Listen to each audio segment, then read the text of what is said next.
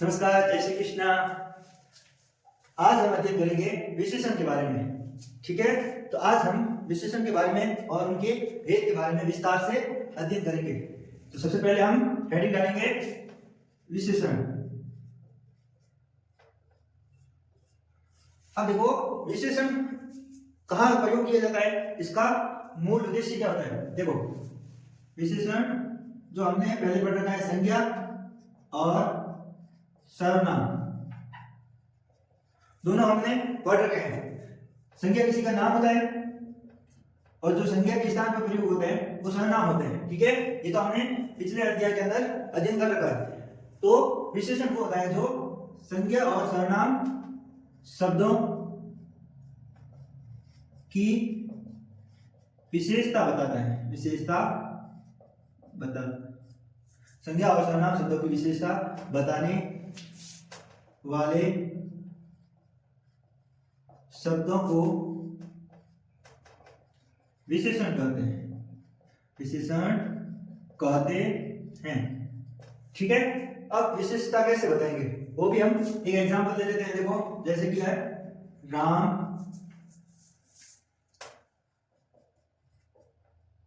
होशियार है। राम होशियार है। राम क्या हो गया? राम हो गया हमारे संज्ञा, और जो होशियार होना, कमजोर होना, लंगड़ा, गूंगा, बहरा, कैसे भी होगा वो सब क्या आ जाएगा विशेषता के अंदर। विशेषता।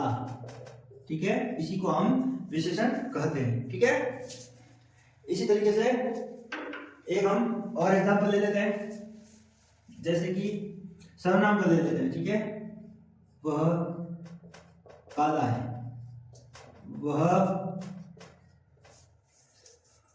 वह अंधा है। वे बुरे हैं। ऐसे एग्जाम्पल के अंदर आपको ये पता होना चाहिए संज्ञा और सर्वनाम क्या होता है। ठीक है, अगर ये दोनों पता है आपको तो आप विशेषण आराम से ढूंढ सकते हो।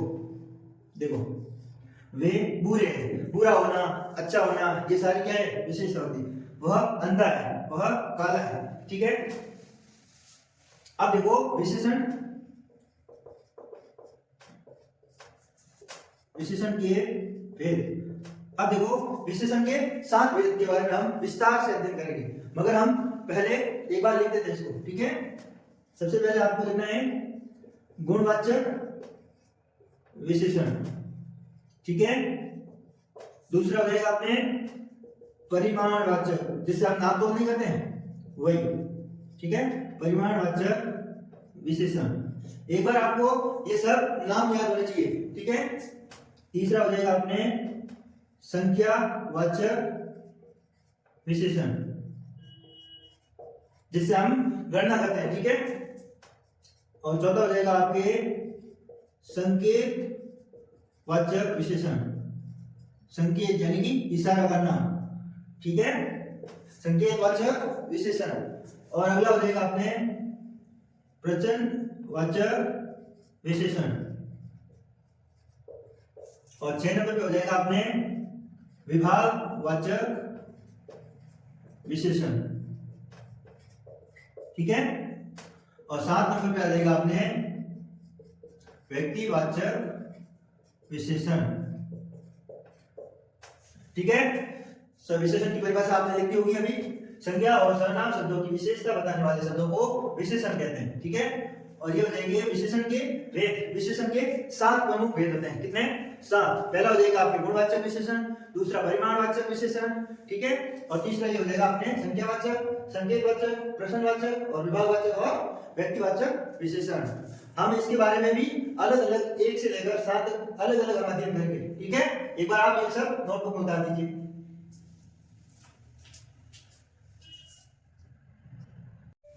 तो हम विशेषण के पहले भेद के बारे में अध्ययन करेंगे, गुणवाचक विशेषण। ठीक है, तो गुणवाचक विशेषण किसे कहते हैं? संज्ञा और सर्वनाम शब्दों के गुण, अवगुण, दशा, स्थिति, रंग, आकार, समय और स्थान का बोध कराते हैं। उन शब्दों को क्या कहेंगे? गुणवाचक विशेषण। फॉर एग्जाम्पल देखो, आप वे मधुर गीत सुनते हैं। वे मधुर गीत सुनते हैं, यानी कि गीत तो सुनते हैं मगर कैसे सुनते हैं? मधुर, यानी कि अच्छे से। ठीक है, युवराज ने लाल कोट पहन रखा है। देखो इसके अंदर देखो आप कंफ्यूज हो जाते हो कि ये लाल किसकी विशेषता बता रहे हैं? युवराज लाल है नहीं, आपको पता करना है कि कोट लाल हो सकता है, किसकी विशेषता बता रहे हैं? ये भी क्वेश्चन आता है कि देखो युवराज ने लाल कोट पहन रखा है, अंडरलाइन किया हुआ शब्द किसकी विशेषता बता रहे हैं? अब कई बच्चे इसमें करते थे युवराज, अब लाल युवराज है या फिर कोट है, ये तो आपको कॉमन सेंस की बात है कि कोट होगा लाल, ठीक है। इसके अंदर विशेषण कौन सा हो जाएगा? लाल शब्द में गुणवाचक विशेषण।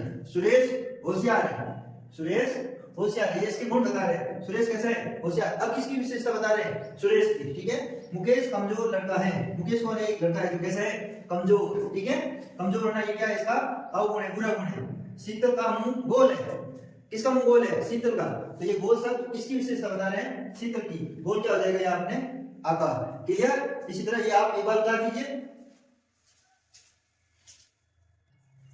विशेषण के दूसरे भेद के अंदर हम अध्ययन करेंगे परिमाणवाचक विशेषण के बारे में। तो देखो इसकी परिभाषा क्या कहती है हमें? संख्या एवं सर्वनाम शब्दों की मात्रा अथवा परिमाण, परिमाण किसको बोलते हैं? मात्रा, नाप तोल जो वजन किया जाता है, ठीक है, का बोध कराने वाले शब्दों को परिमाणवाचक विशेषण कहते हैं। अब देखो जैसे कि इसका फॉर एग्जांपल देखो, आप तुम्हें कितनी जगह चाहिए, यानी कि ये क्वेश्चन कर रहा है कि आपको कितनी जगह चाहिए, कितनी मात्रा में, ठीक है।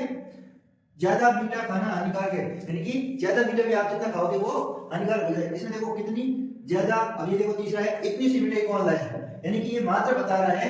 देखो मात्रा कितनी जगह चाहिए, ठीक है, मात्रा या परिमाण कितनी जगह चाहिए, ज्यादा, इतनी सी, ये सब आ जाएंगे आपके परिमाणवाचक विशेषण के अंदर। और परिमाण में भी दो तरह के होते हैं, देखो परिमाण में भी दो, एक तो निश्चित होता है और एक अनिश्चित होता है। जैसे कि देखो निश्चित कैसे कि मेरे को 5 किलो गेहूं चाहिए, मेरे को 5 किलो गेहूं चाहिए, यानी कि फिक्स हो गया ये। मगर अब देखो इसमें देखो ये हो जाएगा मुझे, इन दोनों सेंटेंस के अंदर आपको फर्क नजर आएगा। देखो मुझे 5 किलो गेहूं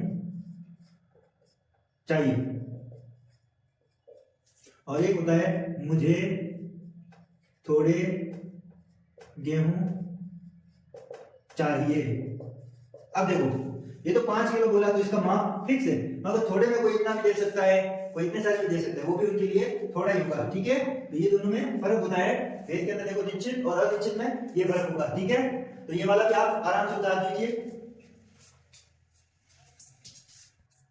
विशेषण के तीसरे भेद के अंदर हम पढ़ेंगे संख्यावाचक विशेषण। देखो संख्या और सर्वनाम शब्दों की संख्या का बोध करेगा। संख्या मतलब समझते हो ना, गिनती। जैसे कि फॉर एग्जांपल देखो महेश मुझसे दुगना भोजन करता है, कितना करता है? दुगना, यानी कि डबल, ये संख्या बता रहा है। पुलिस ने 4 चोर पकड़े हैं, कितने? 4, यानी कि संख्या का बोध हुआ। 10 बच्चों ने गाना गाया, कितने बच्चों ने? 10। अब इसका पता करने के लिए हम ऐसे भी तो कर सकते हैं कितने, इसके वाक्य के बाद में आपको बोलना है कितने, ठीक है। तो देखो महेश मुझसे दुगना भोजन करता है, कितना? दुगना। इससे आपका क्या हो जाएगा? संख्यावाचक विशेषण अलग हो जाएगा।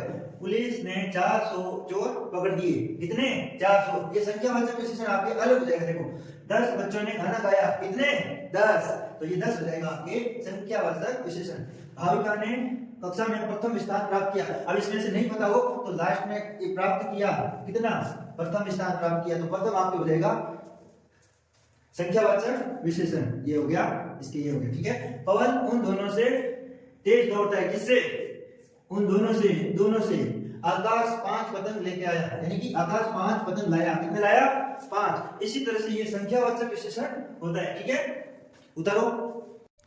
विशेषण के चौथे भेद के अंदर हम पढ़ेंगे संकेतवाचक विशेषण। संकेत का मतलब होता है इशारा करना, यानी कि हम कोई पार्टी में खड़े हैं, ठीक है, और अपने दोस्त को बता रहे हैं कि वो मेरे चाचा है, वो मेरे पापा है, वो मेरे बड़े भैया है। इस तरह से हम इशारा करते हैं। जैसे इसकी परिभाषा देख लीजिए आप, संख्या अथवा सर्वनाम शब्दों की और संकेत करते हैं। अब संख्या देखो, संख्या में कौन हो जाएगी?